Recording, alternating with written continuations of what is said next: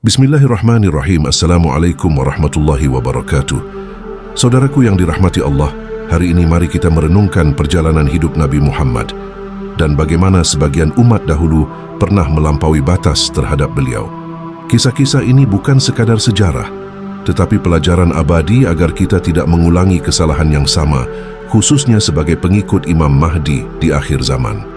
Allah berfirman dalam surat Al-Baqarah ayat 151, Huwa alladhi ba'atha fil ummiyina rasulan minhum yatlu 'alaihim ayatihi wa yuzakkihim wa yu'allimuhumul kitaba wal hikmata wa in kanu min qablu lafi dhalal mubin. Dialah Allah yang mengutus seorang rasul di tengah mereka, membacakan ayat-ayatnya, menyucikan mereka, mengajarkan kitab dan hikmah, padahal sebelumnya mereka dalam kesesatan yang nyata. Namun sejarah mencatat, tidak semua umat menyambut Nabi dengan adab. Ada yang meragukan, menuntut dengan syarat mustahil, bahkan berkata engkau tidak adil. Salah satu contoh adalah ketika beberapa orang dari Bani Israel menantang Nabi dengan permintaan tanda kenabian yang mustahil. Mereka berkata, turunkan malaikat di hadapan kami atau ubahlah bukit Safa menjadi emas.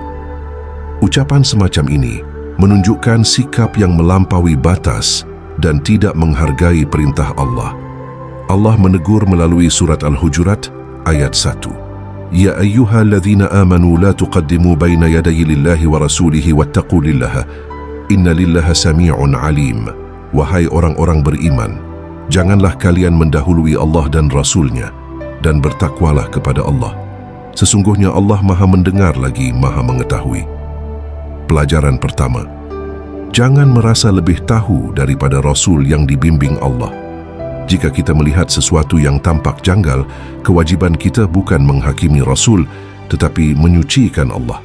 Perhatikan juga surat Al-Hujurat ayat 2. Ya ayyuhalladzina amanu la tarfa'u aswatakum fawqa sawti lan-nabi wa la tajharu lahu bil qawli ka jahri ba'dikum li ba'din an tahbata a'malukum wa antum la tash'urun. Jangan meninggikan suara melebihi suara Nabi agar amal tidak terhapus.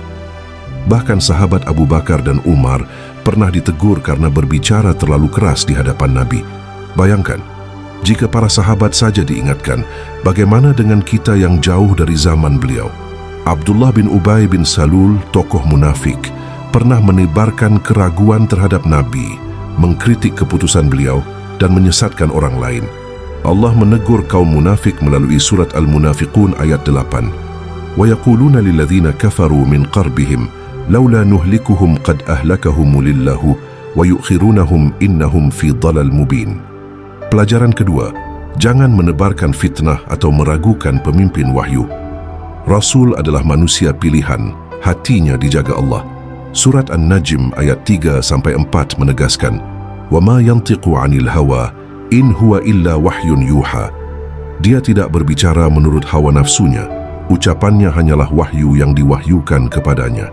Ketika seseorang berkata, bagilah harta dengan adil, wahai Muhammad, karena engkau tidak adil, Nabi bersabda, celaka engkau, jika aku tidak adil, siapa lagi yang akan adil?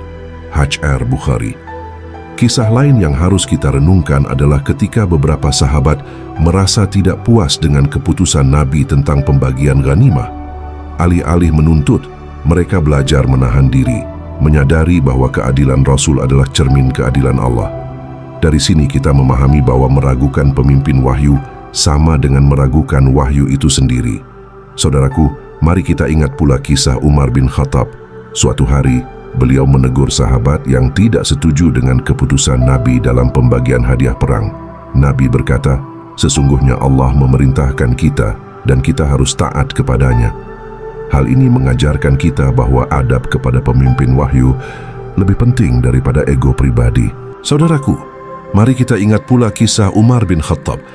Suatu hari beliau menegur sahabat yang tidak setuju dengan keputusan Nabi dalam pembagian hadiah perang. Nabi berkata, sesungguhnya Allah memerintahkan kita dan kita harus taat kepadanya. Hal ini mengajarkan kita bahwa adab kepada pemimpin wahyu lebih penting daripada ego pribadi. Kini kita berada di zaman yang dijanjikan Allah, sebagaimana surat Al-Anbiya ayat 105. Walaqad katabna fi lizzaburi min ba'di ladzikri annal arda yarithuha ibadiya lis-salihun. Bumi ini akan diwariskan kepada hamba-hambaku yang syalih. Imam Mahdi hadir untuk menegakkan keadilan, menata bumi dan menyempurnakan petunjuk Allah. Namun sebagian pengikutnya memperlakukan beliau sebagaimana umat dahulu memperlakukan Nabi. Mereka mendebat, meragukan, bahkan menuntut hak duniawi. Ada yang menanyakan hasil perjuangan, ada yang mengutip rekening beliau.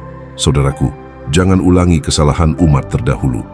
Jangan mendebat, jangan memaksakan kehendak duniawi, dan jangan mengutamakan keuntungan pribadi. Jika melihat keputusan Imam Mahdi tidak sesuai harapan, katakanlah Subhanallah dan tunggulah penjelasan wahyu. Allah menegur Nabi melalui surat At-Tahrim ayat 1. Ya ayyuhalan nabiyyu lima tuharrimu ma ahalla lillahu laka.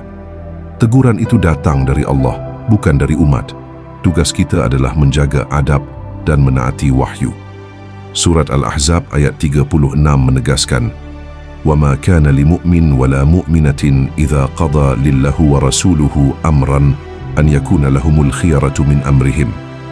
Tidaklah patut bagi seorang mukmin apabila Allah dan Rasul-Nya telah menetapkan suatu ketetapan, mereka masih memiliki pilihan yang lain. Untuk menambah kedalaman, mari kita renungkan kisah sahabat Zaid bin Haritsah.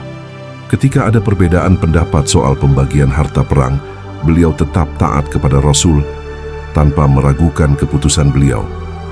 Dari sini kita belajar bahwa ketaatan melebihi kepentingan pribadi adalah jalan keselamatan. Saudaraku, jangan biarkan nafsu dunia menutupi mata hati kita. Jangan menjadi penghalang kemenangan karena ingin menuntut atau mengambil bagian duniawi. Jadilah pengikut yang taat, menegakkan kalimat Allah dan menjaga janjinya. Mari kita jadikan kisah Nabi Muhammad sebagai cermin.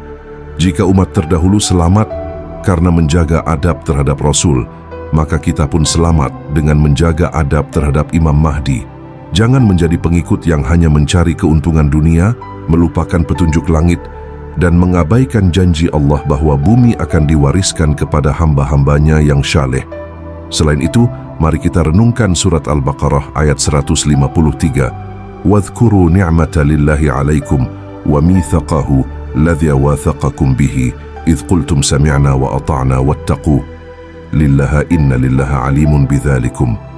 Dan ingatlah nikmat Allah atasmu dan perjanjian yang telah Dia ikatkan denganmu. Jika kalian taat, bertakwalah kepada Allah. Sesungguhnya Allah Maha mengetahui segala sesuatu.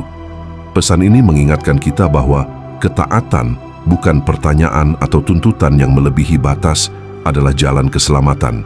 Pengikut Imam Mahdi harus memahami ini. Adab adalah benteng agar wahyu berjalan dan bumi diwariskan kepada hamba-hamba syalih. Wassalamualaikum warahmatullahi wabarakatuh.